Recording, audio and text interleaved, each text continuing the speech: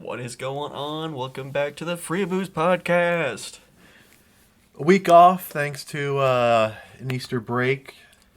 And so we're going to catch up on both 11:26 and 11:27 in this episode. We just finished up watching 11:27.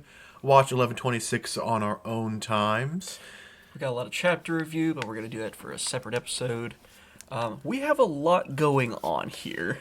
Yes, the fights are picking up, and the peak of Egghead is beginning in terms of the action, but it's even weird to say that because we know what's coming within the next 5 or so weeks.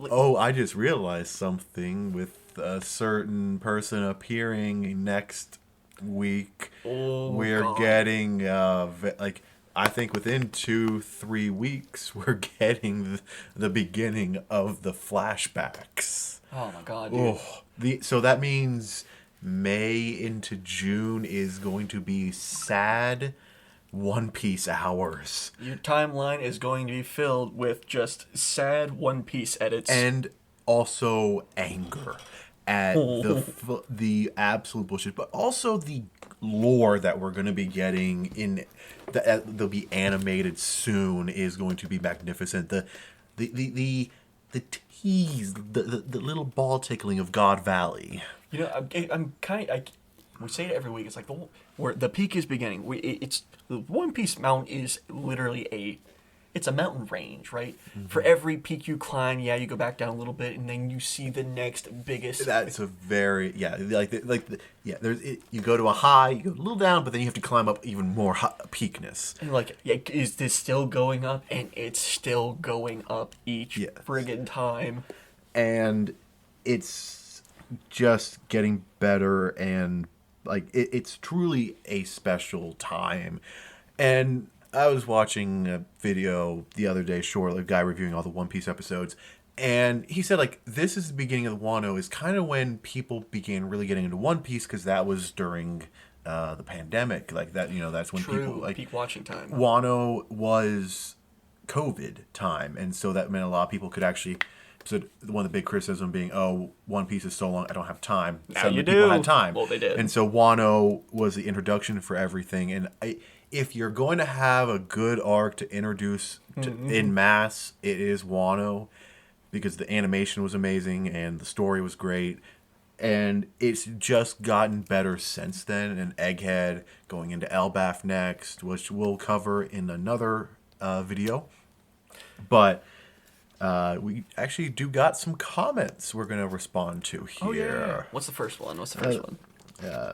Mac Michelle asked what our favorite movie was. She said hers was Film Red, which is also going to be my favorite, but also a honorable mention to Film Z, which is one with Zephyr in it, with the former admiral who left the Navy and had been the trainer of Kizaru, I believe. And so it has one of my favorite movie scenes of when the Straw Hats are chilling in a spa hot tub thing, and Aokiji's there, and it's like, holy shit, Aokiji! And nope, not Admiral Aokiji. I'm just Kuzan. See, I got my ice leg. I'm not in the Navy anymore. So an honorable mention to that one, but Film Red's my favorite. A, soundtrack. B, the sheer number of characters. And C, Baby Beppo in the movie. True. And your favorite movie? I had to look up the name of it just because there's a lot of One Piece content. It's Baron Omatsuri. And the Secret Island. Yes. The vibe on this one is very unlike One Piece, in that a lot of One Piece, it's we're going to... Happy-go-lucky campy. Happy-go-lucky campy. We're going to win. This is an intense fight, and it's going to be good. This was like a horror movie. I've seen a comparison, this is One Piece if it wanted to go down the Berserk route. Yeah, a lot of it is this is... It's not that it's hard to look at, it's that it is the tense, discomforting feeling of like the first time they get to Sabaody and they're facing up against Kizaru. It's like, They can't win. They can't win, and, well, minor spoilers. They do end up winning and surviving. It's Shocker. just... It's just not the normal way. And like, this was luck.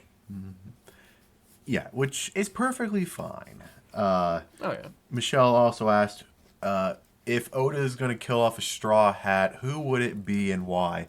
And Usopp. It was an instantaneous heart. Like he gives off so many death flags, and his goal is to be a brave warrior of the sea. And to many, the most brave thing one can do is a self-sacrifice play. And I think that's going to be Usopp's fate. I mentioned a potential could be Brook with some soul power bullshit or something like that. I don't see anyone else really at risk of dying because, well... They don't... No other Straw Hat throws up the same kind of death flags that Usopp does. And specifically what I like to think of is the way they dream, right? Usopp dreams of becoming a brave warrior of the sea. I mean, by every metric, he is a brave warrior of the sea. He just doesn't recognize it himself. Yeah. If Yasopp could see him now, which... Yasopp doesn't want to. Yasopp ain't paying no child support sniper person. It is weird that we don't... I'm going to say, we don't... It's a little minor annoyance to me is when we don't get full names. Like, we know Shanks' full name now. Spoiler alert. Figurland Shanks. Or Shanks Figurland, depending on how one writes the names down. But Usopp, whose wanted poster says God Usopp. And that's only because of Dressrosa bullshit. But Yasopp, we don't... And there's a lot of people we don't know the full name of. And it's a minor annoyance of mine. There's no way that Oda leaves these names intentionally blank like that. A lot of the time it is intentionally concealed, like Vin Smoke's Sanji. Yeah, because for the longest time it was just Sanji. His wanted poster originally just said Sanji. And so yeah, I can definitely see some weird story pulling ass pull. But there's like a 20% chance Oda just hasn't thought of a name. That is a real possibility. At least yet. But I'm always just going to keep the slight possibility out that he is intentionally concealing us for a... Oh, that's why I only said 20% he hasn't thought of a name. I'm not saying it's likely, but I'm also saying it's background possible. Information. Just background information to think about. Yeah. Mm-hmm. Regardless... So, starting up with the current episode. We got one more question, though. Oh, my bad. Favorite Straw Hats. Oh. Yep, and I said Brook. I like his jokes, and he's always very upbeat, except when the situation actually calls for him to be serious. And also, he does the best rendition of Bink Sake in the entire show. Easy peasy, not even close. Brook is... He's a lovely character. He really is... We have a lot of comic relief going on, but Brook's vibes cannot be interfered with. He is constantly producing them at all times, and it cannot be stopped. Even in the face of, like, Big Mom, even in the face of Kizaru. Asking Big Mom to see her panties. What a move! Calling her young lady. The closest age-appropriate relationship she's had in, I think, a while. It would be, because Brooks, 90? Give or take. Something? And Big Mom was, 72 at the time. Give or take. So it's, that's, a mere 18-year age gap, or... Which would be foul any younger, but... Yeah, so Brooks 90 after the time skip, and so that's... something, and that's also crazy, but also he's younger than Dr. Correa. Let's remember that. Dr. Correa, who is alive and kicking. And just is absolutely still doing, and Big Mom was 68 in Wano, so 22-year age gap, but for Big Mom, probably, again, the closest gap she's had in a while. That being said... And also Giants naturally have much older, but that's almost cop-out cheating. But I stand Sanji. He is my boy. Even if Toei wants to really embarrass him. even if Toei CEO Judge Vince Smoke gets in the way. Look, if there are 500 Sanji fans, I am one of them. If there is one Sanji fan, it is me. If there are no Sanji fans, I am dead. Copy pasta bullshit. But yeah, those are the favorite Straw Hats. I mean, I love the little guy Chopper too. Chopper is classic. I had a bit of a toss up between, it was either Zoro or Sanji, and Sanji ended up winning out just because he has far more characterization, but Zoro is, oh my god, he's cool, man. Yeah, Zoro is a badass, which also unfortunately makes him one of the most overrated characters in the show, because fans just see him being a badass. And don't forget, largest bust set. Yep, canonically well, no, he's the largest bust on the Straw Hats. Oh, yeah, true. Because we just mentioned Big Mom. And Shirahoshi as well. Yeah, that's yeah. Yeah, but canonically, larger bust than Nami and Robin, which is definitely one of the more dumber stat lines in One Piece, and there are some dumb stat lines. Oda is a boop man confirmed. We know Yes, knew that. He doesn't like drawing asses. He's actually said that. So, but going into anime here, episode 1126, titled "Looming Despair: Admiral Kizaru's Depressing Mission." But instead of starting on Egghead, we go to the Red Line / Marie Joie, with Kuma appearing and climbing up the Red Wall. So Kuma was on recovery mode with the Kamubaka Land? Yeah. And a lot's going on. I could say that a lot, but a lot is in fact going on. Kuma is not supposed to have any sense of self. Kuma is not supposed to be able to leave this self-preservation mode. He's not supposed to be able to do anything. And here he is. He's just like a sleeper cell activation code. He just wakes up and is like, oh no, something's going on with Bonnie. I must go. Doesn't say any of this. He's just like, I don't think the last words ever said that we know of is actually, well, we'll get to them, but they're the Vegapunk and Egghead. But your last words are either to Rayleigh or to Vegapunk.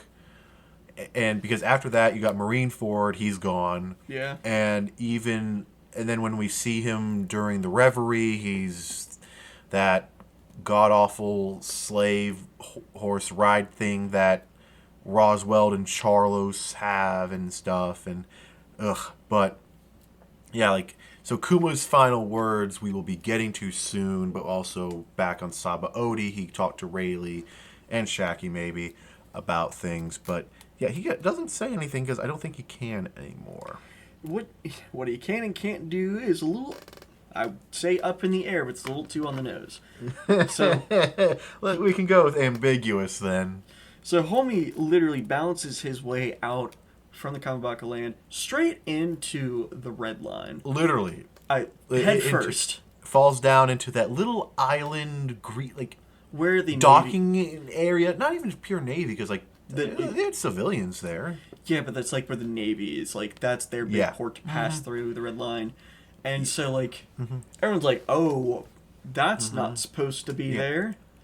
They immediately panic, and the Marines try to stop him. While he climbs not able it. To. Well, they knock him down once, but then he just gets right back up and keeps climbing. Again, just more trials for Kuma. Also, Fisher Tiger upscale. True. So. Climbing of the Red Wall is significant, specifically to Fishmen because of Fisher Tiger climbing the Red Wall in order to free the Fishman slaves. Yeah. Which a slave climbing the Red Wall in order to free slaves again. Well, Kuma's just not even trying to free slaves. He's just going back up for an unknown reason in the world of One Piece. Why did Kuma show up? Why the fuck is he climbing the wall? Why is he going up there? And actually, I saw, going back to the one guy, he mentioned something that... So, they will use the gondola thing to get goods over the red line. Because apparently the Celestial Dragons mostly stay in Marie Joie, but the top of the red line is not all Marie Joie. Yeah. It's like you almost have that little like walled in medieval ass looking kingdom thing, and that's Marie Joie, but you do have the forest that we saw Sabo in, and other aspects that just like, hey, the goods will go to the other side of the wall and vice versa. So from new Marineford to old Marineford and vice versa, like those are like, that's how you get the goods on the other side of the wall, and that's how you get like the Marines and everything walled from sea to sea, which I think that's one of those things that you don't normally think of, but then you actually like, how do they do that stuff? And like, okay, so we actually do have, it's like little juxtaposes like that make One Piece so good, because it explains just a background piece of information I always think about is that the world isn't entirely mapped out yet. No, we know of the 4 seas, the North Blue, the South Blue, the East Blue, and the West Blue. And the hypothetical all blue. And then we know that whenever we got the Red Wall, we have Reverse Mountain, which is for all the seas, the blues, I'll just say that. The blues to go into the Grand Line. You gotta go up Reverse Mountain, traverse it, and then go down. And you enter the Alabasta side of the Grand Line, and then to get to the New World, you have to go either under or over it because of how the geography works in One Piece. So as far as the general world is concerned, there's 2 ways to get, around the Grand Line. One is Reverse Mountain, which is a effing nightmare. Or you get permission from the Marines / Celestial Dragons, which ain't gonna happen. It actually explains a lot in the world when you kind of think about it, and then like, why isn't anyone able to just regularly show up at these events? Like, that's a lot harder to do than we think it is. Yeah. Mm-hmm.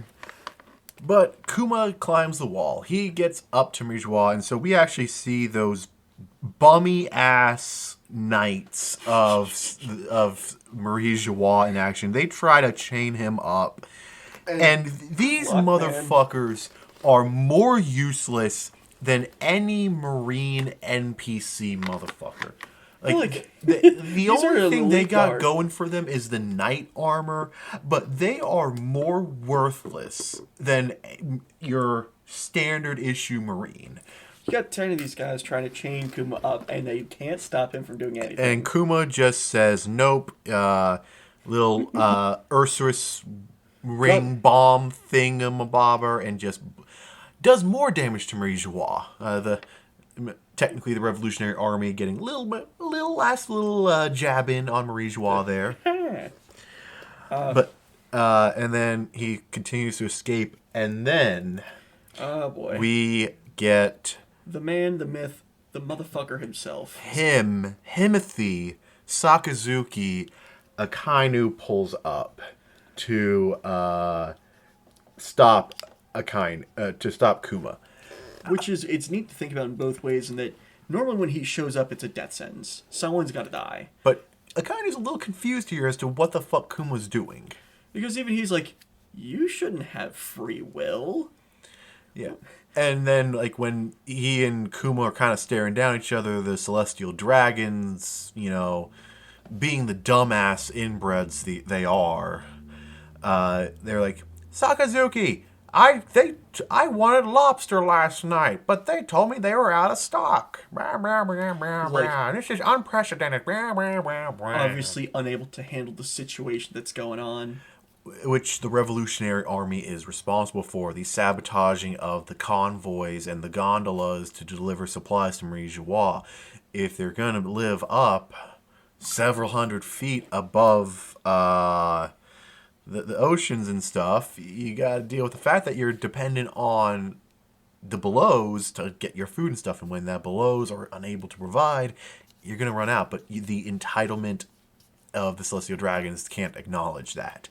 Just a little too privileged, just a little too abstracted. Which also, it just makes me wonder, like, why, like, the Roswell and sister of Charlos go down to get the slaves. Like, they clearly have like representatives, but then again, I suppose like in a very fucked up way, slaves are something you kind of got to see for yourself to buy. I Like you can guess. kind of give a wish list. Like obviously, like they could have, like Charles could have sent a representative and like, I want a mermaid. I don't give a shit what they look like. I just want a mermaid. That's one thing. But Bring like, me your finest slave, O Yes. merchant of flesh. what Disco? That's the merchant. That's the slave auction house owner, Disco, the Don Quixote pirates. Which interesting. I find it so interesting that it wasn't brought up after the time skip that Doflamingo was the background operator of the slave house. Like, because literally during Saba Odi, they talk about, like, Disco calls Doflamingo, like, nah, the slaves, that's old stuff. I'm talking about smiles, the smiles for Kaido and stuff. Which also, for the puppet master fruit, it makes perfect sense, of course. Yeah, but I'm just a little more like, I'm surprised it wasn't brought up again. Well, I think it's a amount to read between the lines. How did Doflamingo awaken his devil fruit? Well, he was a trader of flesh well beforehand. He worked his whole life to continue trading in the flesh, and then he got a fruit that lets him do precisely He that. got the fruit when he was a kid, mind you, Yeah. from Treble. And so I don't know how he awakened it, other than Dofi just being one actually kind of the most vindictive people in One Piece, just wanting to be as strong as possible, to be a little vindictive little bastard. Oh, yeah. But but returning. Back to Egghead. Yes, back to 1126. Kuma just runs at Akainu. He runs Marineford back, kind of blowing half of Kuma's face off a little bit. It looks bad. But what's Surprised that he interesting, can still bleed. yes, Kuma bleeding is interesting because one would think by that point he's all machine, no man, and even Akainu is a little surprised. I'm surprised, that, like you said, I'm surprised that you can bleed. But Kuma just straight up ignores Akainu. Akainu launches some magma at him, does hit him once. Downscale of aiming, because I mean it's not like Kuma was zigzagging. Kuma was just running in a straight line. Like I feel he's a man on a mission, Terminator style. yeah, but like again, straight line running, and Akainu missed how many shots? Like half a dozen. A surprising amount. For the Fleet Admiral, and especially on a big ass target like Kuma. Maybe, just maybe Akainu didn't want to take him out, Maybe he's also getting rusty from being behind a desk. That is a very valid potential point, like the being off the battlefield, one does get rusty, you're not using a tool, it gets rusty. So maybe, like, because Akainu is a very interesting character. Like, he straight up didn't want CP0 to fight Luffy on Egghead. He didn't want to be stuck behind a desk. And it's just like, he's like, everything's so goddamn complicated. It's like, I almost think he regrets taking Fleet Admiral position now. That seems to be a recurring position. But at the same time, though, the inverse would have been him taking orders from Kuzan. And that would have made him even more mad. Because Kuzan would be like, hey, rein your shit in. I don't want you blowing up ships like you did on Ohara, you prick. I don't want you melting my Marines like you did at Marineford, you prick. Thinking about the reverse, how different would things be if Aokiji was at the helm right now? Ooh, I don't... That's a very good what if. Like, what if...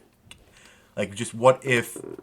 Cause, what if Aokiji won? What if Aokiji won? And also, what if... Because it was clear that I think the Gorosei wanted Akainu to be the Fleet Admiral.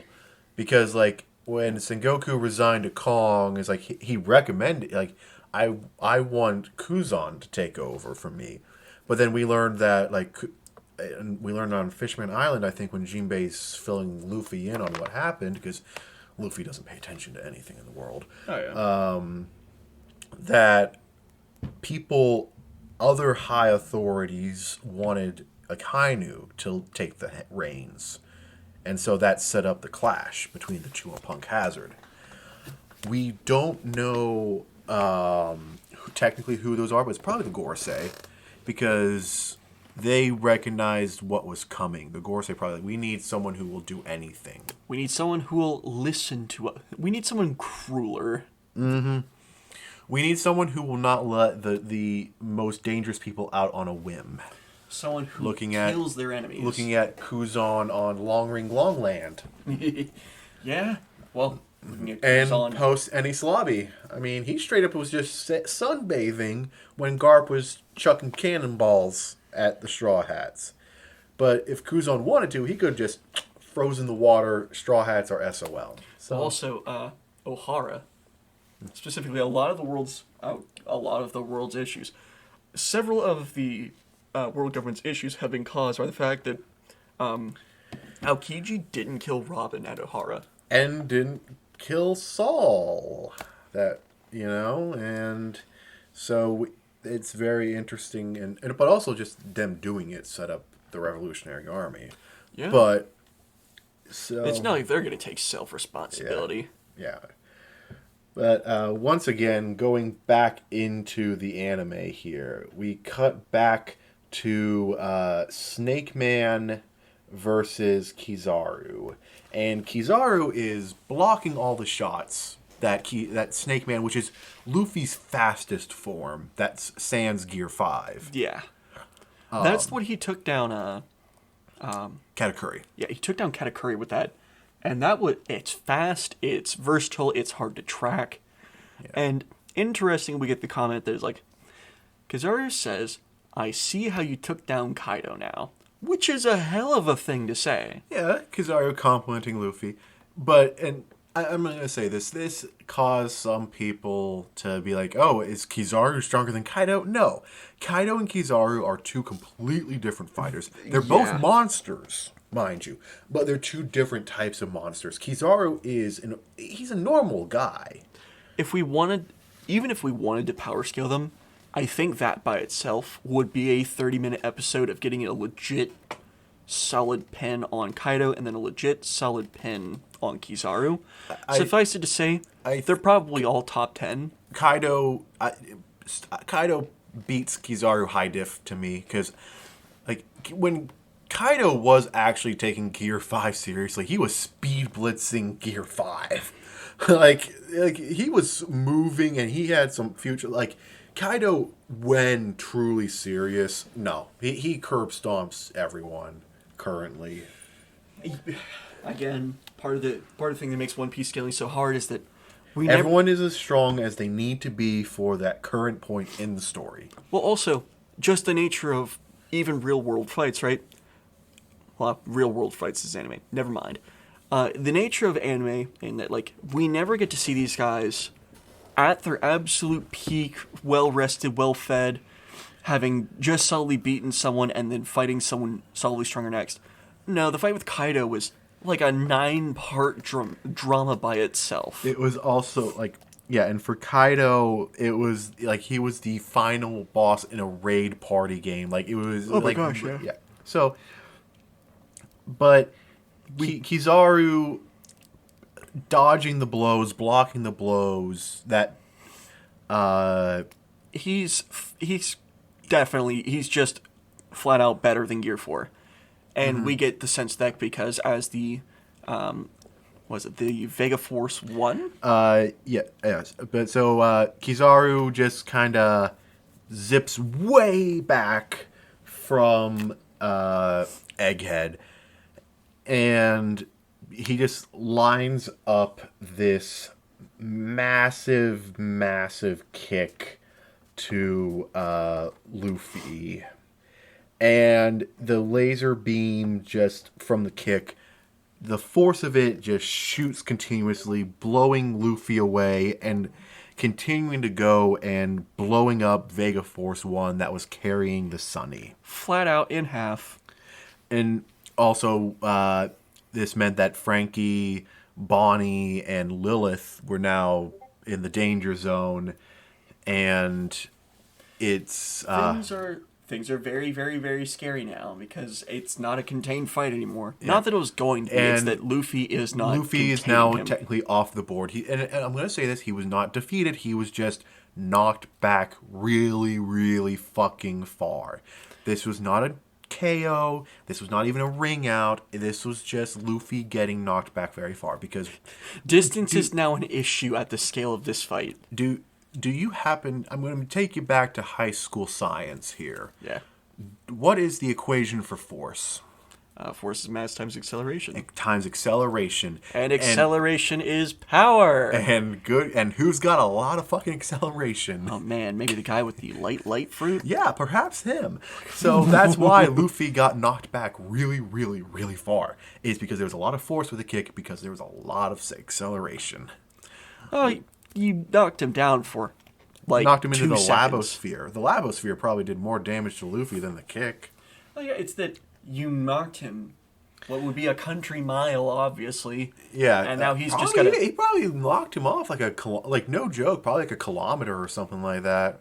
And now that he's just gotta find his way back to the fight. And Bonnie sees Kizaru and picks up a bit of Vega Force 1, tries to attack Kizaru. Kizaru just kind of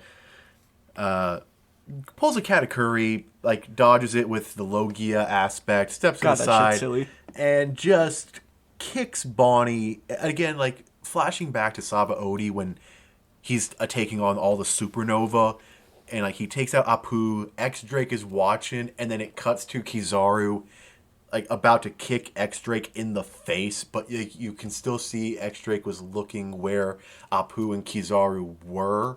Like, it's that same aspect. Like, she misses, you see it in slow-mo, and then, like, right as she's getting kicked, she has the recognition of, oh, I missed. Like, he's that fast. And it's just a very cool visual, and he kicks her away also into Labosphere. Mortifying person. Also, like, the Labosphere is very inconsistent. Like, it completely stopped Kaku and CP0 from going in, but... Kizaru kicking Luffy and Bonnie into it, they survive. I guess maybe going out and then coming. I don't know. It's a little inconsistent, but it's still not the important part. Yeah. Frankie then tries to charge up a radical beam, which I find very ironic that Frankie is trying to use a radical beam on Kizaru, because the radical beam of Frankie is based off the Pacifista lasers, and the Pacifista lasers are based off of Kizaru's lasers lights moves. We have two layers of separation from the OG source, and we see it so perfectly in that the radical beams always just taking a few seconds to charge. Yeah. Radical beam. Oh. And then, like, where did Kizaru go? And I want to say this. The voice actor for Frankie is growing and I think getting better. You know? Yeah. And it's not as jarring as it was a couple episodes ago, but yeah, it's nice that I don't hate it. It's now, like, if he's talking on the Den Den Moshi, I would recognize it as Frankie's voice. Because, good lord, I think it was the second episode back. We didn't see him talking because he was on the video board talking to the Cypher Pole agents. And... he was just, like, so unrecognizable. And it was just like, who is this talking? Is this some... Oh, God, it's Frankie. Oh, no. Who is this creature? Yeah, the radical beam takes way too long to charge. And Kizaru just disappears. Yeah. And it's a very interesting visual. And... we have a moment of him being like, I have been totally power cliffed here. It cuts away to the... where Vegapunk and everyone is hanging out in that little lounge lab area thing. Yeah. And Kizaru appears. Everyone screams because, oh shit, the big boy is here. Oh, we forgot one thing. They cracked the decryption. Yes, they did crack York's encryption, so they would be able to lower the Labosphere when they wanted to escape. Yeah. And then we end up having... Kizaru appear. And, again, this is where the problem is of you had Sanji and Jinbei go getting Vegapunk's luggage, Zoro pushing Lucci out the wall, and Kizaru kicking Luffy half a kilometer away on Egghead. You had no motherfuckers with armament hockey up there. Stussy could have done something probably more than any of the Straw Hats up there. Yeah. But she, of course, was taken out by Lucci. And Vega Kizaru, like, don't make this any harder than it has to be. I thought he grabbed our boy Usopp by his nose. No, that was this past one, not 11/26. Oh, my bad. No, you're good. And, it's like Vegapunk's like, why are you doing this, Kizaru? It's like, look, it's my job. Just doing my job. I have orders. But then, and so the stare down, and again, knowing the history between Kizaru and Vegapunk, it does make that scene have more weight. This isn't just some government stooge taking out a genius scientist of the government because he did something that they don't want him to do. This is a friend coming face to face with a friend he's going to be killing. And that's a different aspect. But then we hear the drums of liberation playing. We hear Luffy laughing. Kizaru's looking around. And suddenly, from the hole in the ceiling, Luffy just yoinks Kizaru. Just grabs him in the face, and Kizaru's... He looks so confused, just like, huh? Kizaru's... Because, I think you have to remember, it's implicitly... Like, it's implied that Luffy's actually doing this very fast. Because, again, Kizaru. No one has speed blitz Kizaru. It was like, what? No. The closest was Luffy doing that flying kick in 11/25. But like, as far as we could see, no one touches Kizaru. Yeah. He's way too fast for that. And even if you do, he'll just, like, partially disappear or whatever. Yeah, but no. He grabs him in his fist like a kid with a candy bar. He's like, whoop! It is the second most disrespectful thing done to a Logia post-time skip. The most disrespectful thing to a Logia done post-time skip is Doflamingo sitting on Smoker post-Punk Hazard, meaning that Doflamingo was putting hockey on his ass to sit on Smoker. Butt cheek hockey. Yes. And Kizaru's like, so this is that form. This is what you can do. Interesting. And also, like, here, like, Luffy is truly gigantic here. Like, he's as so big huge. As the sphere top, basically. Oh, yeah. And, one of the things that's an issue with in One Piece is scaling. But Gear 5 Physical is scaling. Huge, dude. It can be. That's what, I mean, during the fight with Lucci, he was smaller than Lucci for most of it. And I guess that's part of the thing of Gear 5 is that what it does isn't very specific. It does whatever Luffy wants. Yeah, and that's a little fucking insane. And we get the funny visual gag of everyone's eyes popping out. And it does lead to one of the funnier moments of Egghead so far. Of Brook actually having eyes popping out and them actually all wiggling all over the place. And it's like, because Brook normally says, oh wow, my eyes would be popping. If I had any eyes to begin with, yo. But here he actually had eyes. And it's someone a while ago mentioned something funny to me that, like, not just Gear 5, but the awakening of Luffy's Devil Fruit is that it's very imagination focused, it's very cartoony.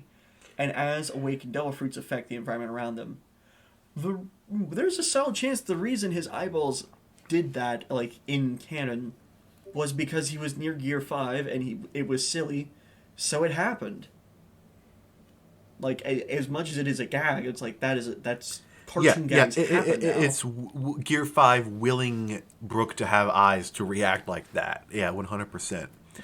And the episode ends with the drums of liberation playing in the background, literally the soundtrack name, Luffy laughing, and the robot's eyes turn on. We see Emeth, eyes turn on, they glow red, and Luffy laughing, the drums liberation, and turning the robot on.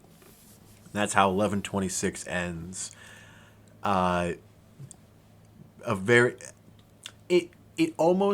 It's a very, very, very good setup episode in a way. Like 1126 was very much a setup episode of Gear 5 versus Kizaru, not Luffy versus Kizaru.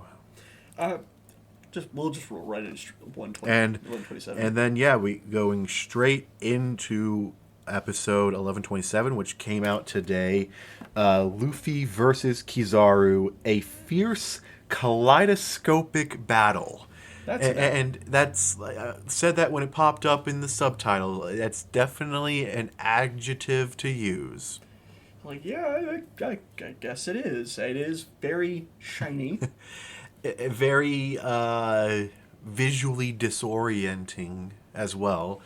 Well, we have Gear 5 in full effect doing its silly, silly things. And Kizaru literally putting on a light show here and doing a lot of things. We get this really, really funny bit of Luffy is winding up. He's like, all right, I'm just going to throw him out to sea. Yeah. But the episode starts, Luffy very evilly looking down at Kizaru like, yeah, no, you're not going to do shit, boy. Just, like you're saying, spins around and yeets. And we get some of the funny bits of like, hey, man, take it easy on me now. Yeah, Kizaru was peak comedy here. Like, whoa, take it easy. Let me do my job. Like, and Kizaru's like, and Luffy's like, nah. Can't do that. Spin, yeet.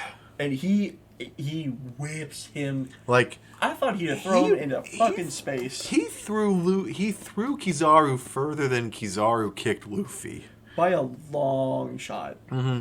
Because Kizaru was off the island into the ocean. Past the Marines, past the armada of Marine ships. Can you imagine the perspective of that for a second? Is that your top guy goes out there, he busts into lava face, a couple of explosions, bing, bang, bop, bottom, boom. And then suddenly you see your boss. There's just a shooting star out of there. Suddenly, like, oh, fuck. This is going to be hard. This is way worse than I thought it would be.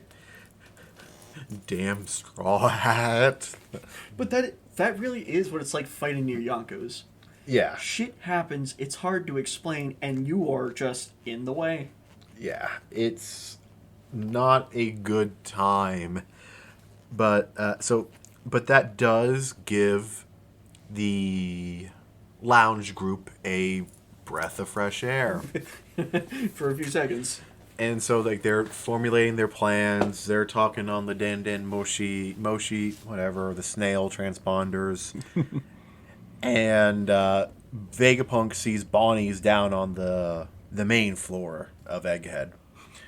And then Vegapunk, kind of being like Bonnie's grandpa here, it's like, why the hell you down there? He gets on the transponder, and he's saying, like, hey, and Atlas is talking like, hey, I'm gonna go tell the pacifistas to fuck off and attack the Navy, so that way we don't get laser beamed to death. Which is perfectly valid. Good plan. Yep. Because the pacifistas are working off of Kizaru's order, which came from the chip. The hierarchy of the pacifistas is the chip holder, Sentomaru, Vegapunk, Gorosei. Yeah. Gee, I wonder why the Gorosei being mentioned is a thing. Anyway, in the business, we call that foreshadowing. But we get some very silly moments. And then, the anime trope of one of the person on the phone popping out and just face mushing up to the other person on the line. Vegapunk yelling at Frankie, "Why did you let her get kicked?" And let's just have a moment. What did you expect Frankie to do? Frankie got no hockey. He would have stopped Frankie if he could. Frankie is a slow person. I think he has just been solidly power cliffed here. Frankie is. He might be the second slowest Straw Hat, besides Jinbei. Like, if they were going to do a 800-meter race, It's between Jinbei and Frankie for last place. He's certainly the slowest of the fighters, we'll call it. Jinbei's not a fighter? Oh, he's certainly slower than Jinbei. Really? You think he's slower than Jinbei? Frankie's definitely slower than Jinbei. In a foot race. I'm not talking like combat fighting speed here. I'm talking like just foot race. I feel that to be instinctually true, but I don't have any speed feats for We don't Jinbei have any. think of. We just don't have any running. No, we actually do. No, if he was able to help get away on Whole Cake Island, I think Jinbei might be just a tiny. We do have swimming feats. Yeah. Oh, swimming, Jinbei's the best by far. And even if you take away the devil fruit sink aspects, Jinbei's number one. He's a swimmer. fish man. Literally, that's their whole fucking motif. And I guess Frankie does have whatever robotic abilities. Yeah, but he also his legs. Actually, no wait. If he's in his centaur form, he might be faster. I guess the issue I'm thinking of here is like combat speed. And Yeah, in terms of combat speed, Frankie is not absolutely. that. Frankie is the big bruiser, haymaker thrower of the Straw Hats. That's his motif. Still to this day, his best fight is, I think, against Senor Pink, which, God love it, that fight was incredible, but that was a machismo fight first. First and We're not foremost, blocking. more than anything. We're going blow for blow until someone passes out. We're going to trade until one of us goes down. Yeah. I pray, Oda, give us a Senor Pink return and my life is yours. Yeah, there was the cover story request done of Frankie and Senor Pink having drinks in a bar, and I think that's the closest we're gonna get, barring a massive Impel Down breakout, which That's on the table. it's not impossible looking at you, Cross Guild Yeah. / Marco, because I'm saying Marco because of Edward Weevil and actual Stussy. Because she's like, you better go get my boy. So, and he's locked up in Impel Down. So possibly Marco, more likely Cross Guild. But I think we're gonna see a little bit of another Impel Down breakout soon. Maybe, just maybe. There's a lot. There is a lot on the horizon of One Piece. Like I said, that mountain range just keeps on going. Yep. But we were at, yes, everyone's yelling at Frankie for being too slow to stop the kick. And then Sanji also pops in on the transponder snail. It was like, Literally that's on fire. unforgivable. And We also get the one quick side for just respecting my boy Sanji. He learns that Bonnie is a child. no, not yet, but not that point. That's when they're coming down later. Ah, my bad. Yep, no.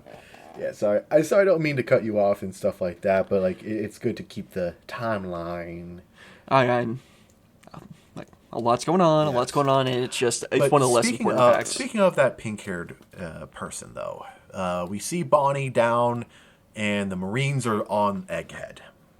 Yeah. And so they're going around. They're trying to figure how to get up there to support Kizaru and everything.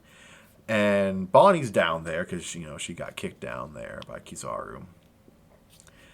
And she starts going on a little bit of a rampage, just going around smacking people with some pipe. Making them into babies or old people. Yeah. They're either 85 or they're 5 years old. There ain't no in between. And it's a very cool sequence because I will say this. Bonnie's Devil Fruit, even back on Saba Odi, was one of the more unique devil fruits. It feels weird to say unique devil fruits, especially when you had Law's devil fruit, Kid's devil fruit. But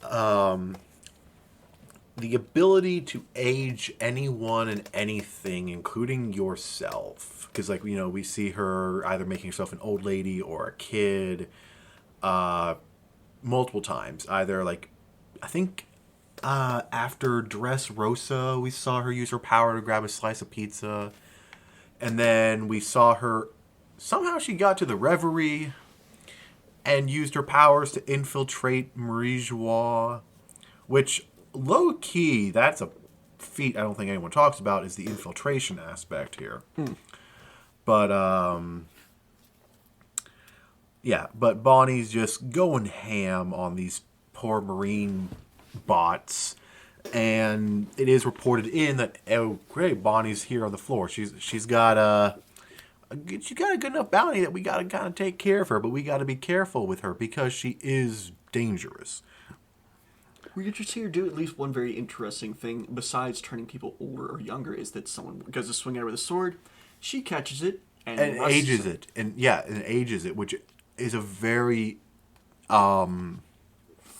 interesting aspect of her devil fruit power. I almost said quirk like it was my hero, but no. It reminds me of, oh god, what was her name on Wano? Toki? Yes, not Toki, with the ripe fruit. Oh, Shinobu. Shinobu, who aged up Momo. And also the chain, back when Momonosuke was chained up, she was able to thing to dust. Yeah, at least like rusted it to high hell. And then we cut to Zoro wandering around for the umpteenth time in this series. But for once, he's not lost. Zoro is on the hunt for he's on the hunt for a leopard. And the legacy continues for Zoro. Yes, and he is hunting for an African animal. Zoro never beating the allegations. No. Well, sort of does later on, facing a certain Gorosei, but yeah. And Zoro and Lucci are kind of talking shit to each other while Lucci's stalking Zoro in the bushes. And Zoro's just like, I know where you are all the time because I can smell your nasty ass. I can smell you. I can smell you. But like, really, it's just the observation hockey, but it's a funny insult. Well, we also see him. He gets the jump. He goes for the attack and going man for man. He's not winning. Yeah, Zoro and Lucci very evenly matched. That's got to be humiliating for him. Zoro, of course, loves a good fight like this, but the fact that he's about to lose to the number 1 and then the number 2 in sequence of the Straw Hats. It's like, can we pull Sanji out of the woodwork just to humiliate him any further? Yeah. We get very cool shots of Lucci and Zoro fighting.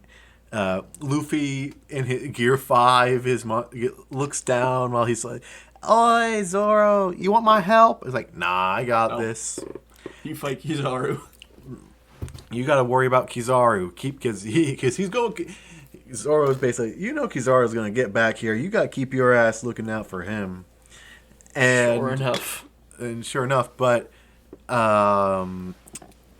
Lucci's like, "Yeah, all right, you got some spunk in you. I like this. It's going to be great to take down a Yonko number 2. And Zoro's like, "The fuck you mean? Like, I'm going to beat your ass." Like, yeah. But also, it's like, and I want you. But also, Zoro says, like, "You're not strong enough to face our captain," which is a very Yonko crew-esque thing. Because when you flash back, you had, like, multiple times it's been mentioned by the Big Mom pirates, Jack specifically, and Kid pirates, and also the Beast pirates. But like when some of the pirates, the Supernova pulled up to Whole Cake, we never heard Big Mom. We never saw Big Mom because we were taken out by Snack or Cracker. For when Kid first went up to the red-haired pirates. No, the first time, not what we saw in 11-12. Still, that was also really bad. But in that, we know he only got to Ben Beckman, and Beckman took Kid's his arm. Frickin' arm. But so you do have this aspect of, I'll say, normal Yonko crews. Again, Cross Guild is a different thing. But normal Yonko crews of the captains, the supreme, like, if you start 1, 2, 3 with the number 2 powerhouse, like, so it'd be like Jinbei, Sanji, Zoro for the Straw Hats, Cracker, Smoothie, Katakuri for Big Mom, etc., etc. Like, in theory, the challengers got to go through Jinbei, Sanji, Zoro before facing Luffy. They got to go through Cracker, Smoothie, Katakuri before facing Big Mom. Jack, Queen, King to face Kaido and stuff like that. Yeah. And like, it's a Yonko crew thing. And Zoro saying that it does truly show that they have grown into being pirates and also recognizing now that they are a Yonko crew. Yeah, assuredly they've obtained that air. They've certainly earned this level of response from the government when they need to attack them. But, they like, can't just send anybody. They have This to is send an their best. awakened Zoan versus just a motherfucker with a sword in his mouth. Yeah. And it's just very interesting to see, like, and again, Lucci is no slouch. His combat skill, I still say, is probably the best in the verse. He's just solidly below Yonko Commander level. No, I think he is like that Yonko Commander plus Yonko Commander 1 level, and that's where he is, like. But in terms of combat skill, I'm talking pure fighting skill. I think Lucci's probably the best in the verse. Like an actual true hand-to-hand combat. Straight up skill? Okay, yeah, fair. I'll grant that.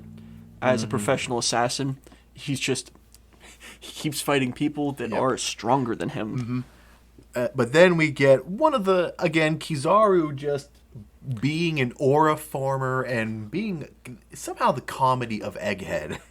Flying around, arms crossed. He looks down, like a rainbow flying. It looks like he's having a good time. and he's like, oh, I'm going to land in the ocean. I'm going to I land. better do something about this. And he just turns, and I'm not sure how he uses devil fruit powers to avoid this one. He just kind of like shoots himself off to avoid it, and just. I'm just guessing he can kind of fly, sort of. And he just circles back and It's fast. Very fast. Luffy sees the light literally coming, and I'm blinded by the light. blinded by the light. Our horrible singing can't get copyright striked. If we got copyright struck over that one, I will have to do a karaoke channel. I don't know, how YouTube can be, and some pricks on YouTube can be, but that's not. But then Kizaru flies back, and a Looney Tunes ass chase begins. This is the most Saturday morning cartoon Bugs Bunny ass stuff going on. And because you have Luffy fluctuating in his form, somehow able to run in air, and stuff. And Kizaru has. This is one of my favorite aspects of Kizaru's power, though, is making clones and making the light sword that, he was clashing with Rayleigh. Yeah. With back on Sabaody with his light sword. And it's just such a cool visual. Like, there's a reason why, so many people would say, I'll take Kizaru's Devil Fruit IRL. It's unbelievably cool. And, reverse shadow clones, I guess we'll call them. Light clones. Yeah. And they are a problem. Because they all got, I don't know if they have hockey, but they definitely got Kizaru's Devil Fruit powers, and that's a problem. Even if it's not hockey, I might be strong enough anyway. And then, though, and Luffy's having trouble with this, because he's trying to figure out how to put Kizaru down. And these light clones actually do serve another purpose, though, of protecting Kizaru, because it's which one's the real one? And tanking hits from Gear 5 is actually not worth it to him. But also, this makes me think back to Little Garden, when Mr. 3 set up all those wax figures of himself in the woods, and Luffy was somehow instantly able just to punch her. I think he kicked Galdino right in the face. And he's like, Mr. 3's like, how the fuck you know? I don't know. I guessed. It's whatever, but... Well, we have this Tom and Jerry bit. Oh, yeah, 100%. Kizaru gets all the clones close to Luffy, thinking they're going for attack, and then and then you have this shot of Kizaru going, oh, shit.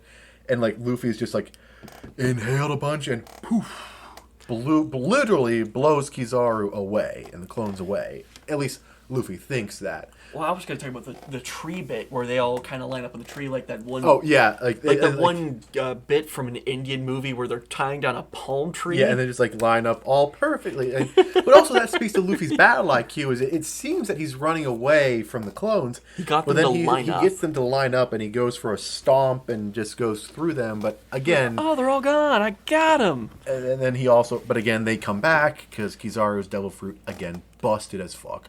Well, it's where we see this, when he thought he got rid of them, then we see Kizaru go and grab Usopp by the lips. We thought, initially we thought it was by the nose, and for some reason, Brook pointing his sword at Kizaru's throat. Brook, you know what? Brook, my we guy, appreciate it. I love you. You're my favorite. You were not winning that. Your Afro-infused skull is amazing. You can't do shit to him. Just put that down. Maybe instead pull out your violin and maybe try to put him to sleep or something. Maybe you can do that. Maybe some soul BS? I don't know. But keeping it a buck, no one in the Labosphere, apart from Luffy, can touch Kizaru. I mean, Zoro could, Sanji could, Jinbei could, but they're all away. Luffy's the only one close by. Well, I think we also have this funny bit of like, you grabbed Usopp by the lips and then asked him to talk, which he would have. It's just...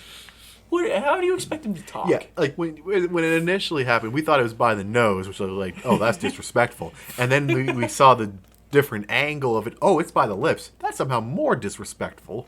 Like Kizaru and Zoro, secret homies, secret clan? Question mark. Zoro may be in a secret clan, but that's a different time, different story. But you actually do see, though, like, it does hurt Usopp. Like, his lips were bruised after it. Fuck yeah. If someone held me up on my lips, that'd be odd. That would hurt. But, of course, Nami's scream is Luffy's cue to go in. But then, during this same time of Kizaru wondering where Vegapunk went to, but also I want to say real fast, because it just popped back in my mind, during this entire thing going on, Kaku's just chilling. He's stuck in a bubble. But he's not really trying to do anything. He just Kaku's like, I'm not whatever. I'm just. It's time to lay down. I'm not getting out of this bubble. I'm not going anywhere. Yeah. Stussy's out, and we do get told by Chopper that Robin did sustain injuries from the Seraphim that make her unable to really move. Which, fair. The Seraphim go hard. Yes.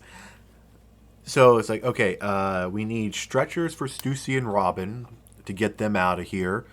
The plan is for Edison to lower the barrier, the little green guy.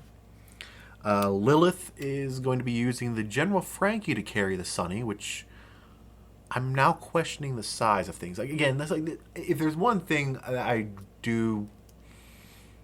will say is a major critique of mine, it's again the size scaling in One Piece. Like, because how big is the General Frankie? Yeah, like, how big is the Sunny? Now, Vega Force being able to carry Sunny, because we saw how big that bitch was. It could stand in the ocean. But the General Frankie? I didn't think it was that big. I don't think it's that big. And it's like when Garp had that big-ass cannonball that was about to crush the Straw Hats after Enies Lobby. Like, where the fuck were they keeping that on the ship? It's bigger than the Sunny, which is bigger than most Marine ships. And but that's just a meta-narrative issue. I know. But at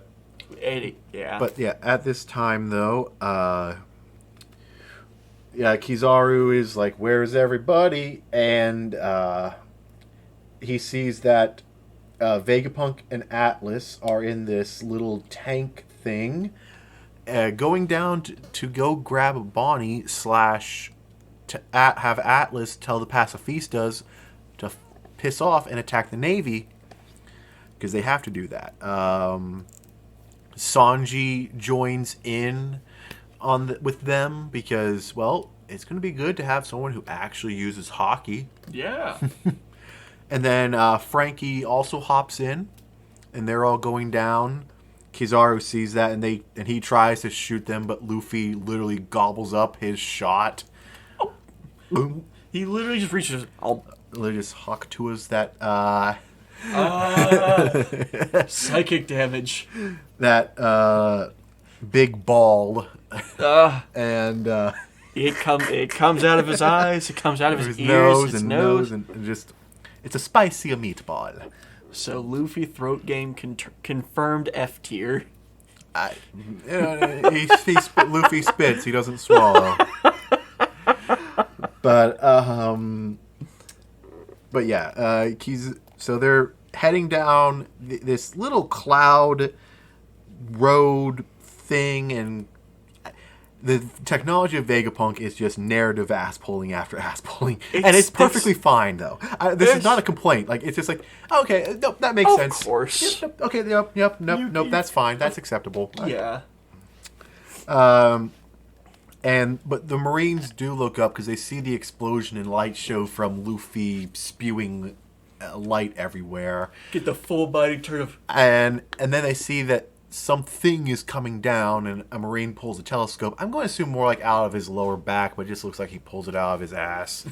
And he looks through it and is like, oh, I see Vegapunk. Attention all radios.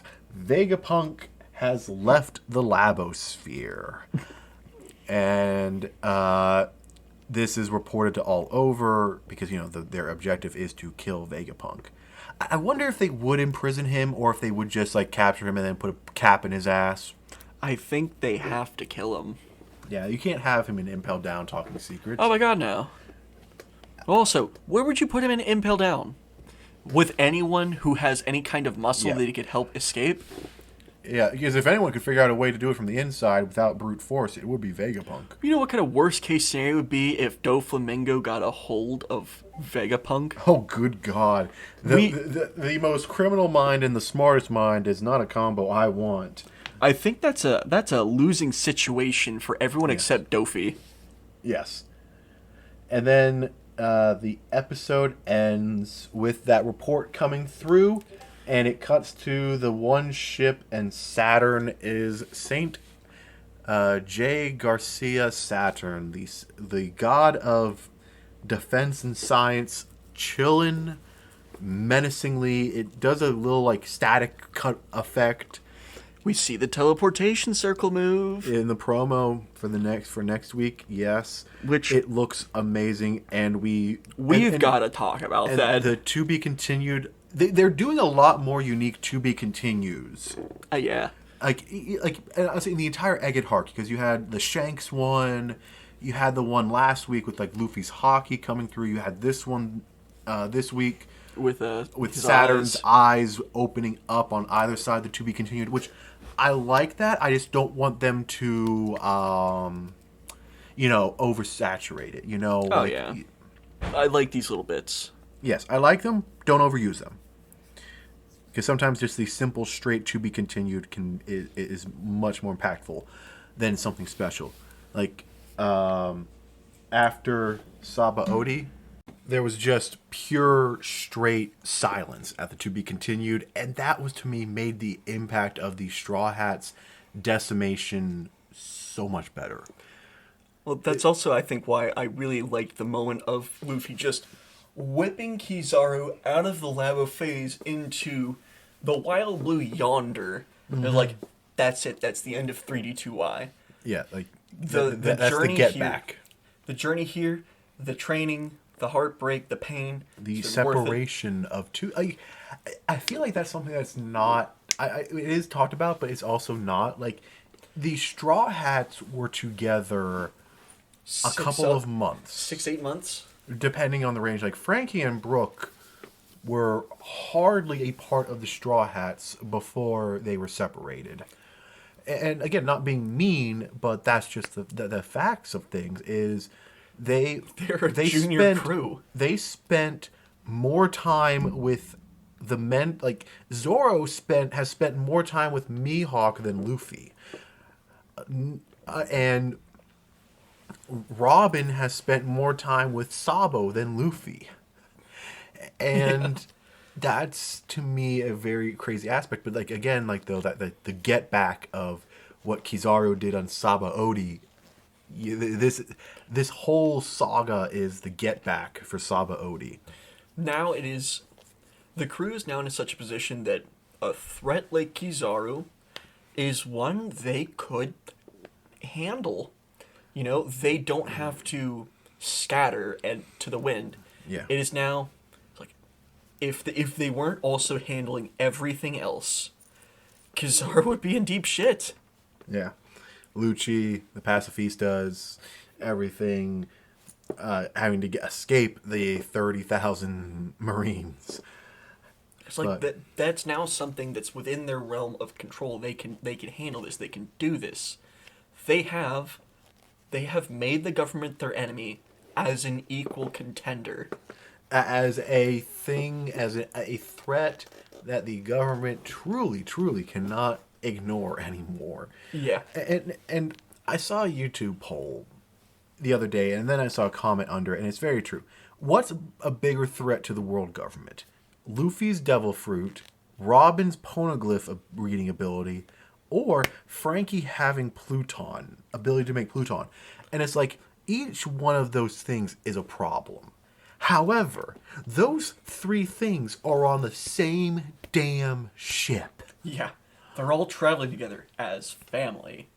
And that makes it from, I would say, a migraine to a full-blown tumor for the world government. Like, yeah, this is an impending threat. And the thing is, you have to remember, they're not actively trying to do anything to the world government. They're still on their own adventure. They're just trying to find the One Piece.